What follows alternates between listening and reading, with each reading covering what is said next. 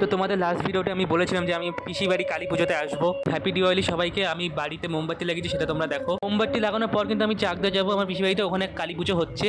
যে মোমবাতি লাগানোর পর কিন্তু এরকম লাগছে, ঠিক দেখতে সব টুনি লাইটগুলো কিন্তু ভালো করেই জ্বলছে। এই দেখো আমি দোতলা এভাবে লাইট লাগিয়েছি, কারণ ওপরের লাইটের জন্য দেখা যাচ্ছিল না মোমবাতি, তাই নিচে লাগিয়েছি। এই যে আমাদের বাড়ির মন্দিরটা, এখন কিন্তু কালী পুজো হয় না, আমাদের কালী পুজো জুন মাসে হয়। না দেখে থাকলে তোমরা চ্যানেলে গিয়ে দেখে নিও। আসলে একটা টুনি লাইট পড়ে গেছিলো, তো সেটাই ঠিক করতে গেছিলাম ছাদে, আর তখনই আমার হাতটা আসলে কেটে গেল পাথরে। এই দেখো রাস্তা কিন্তু খুব সুন্দর করে সাজিয়েছে, এখন চুয়াডাঙ্গাতে রয়েছি, কত সুন্দর করে প্যান্ডেল হয়েছে দীপাবলির দিন আজকে। চাকদাতে কিন্তু খুব সুন্দর করে সাজিয়েছে। এখন আমি ওয়ার্ল্ড ফেমাস একান্ত আপনের সামনে রয়েছি। রাস্তাতেও ভিড় কিন্তু মোটামুটি আছে। দেখো ট্রেনের সামনে কিন্তু খুব সুন্দর করে সাজিয়েছে। ফাইনালি আমি চলে এসেছি রেলগেটে 20 মিনিট দাঁড়ানোর পর। এই দেখো কত সুন্দর করে বাড়ির সামনে সাজিয়েছে। চলো ভিতরে যাওয়া যাক, ভিতরে পুজো হচ্ছে।